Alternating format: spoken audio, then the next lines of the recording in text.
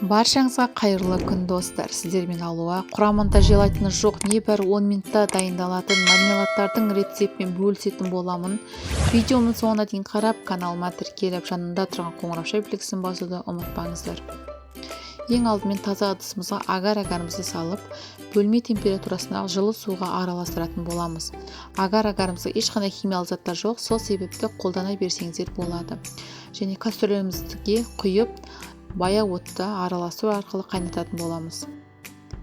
Дәл осылай балапандарыңызға дайындап берсеңіздер болады. Өте нәзік, дәмді шыққан. Мінекей қайнады, түрі, түсі өзгерді, қоюланды. Осы кезде кез келген натуральный сокты қолдансаңыздар болады. Мен шие согын қолдандым.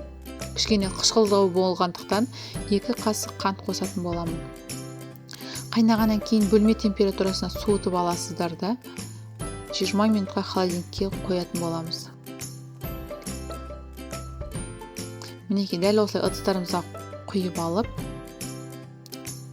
тоңазытқышқа, яғни холодильникке 20 минутқа қоятын боламыз.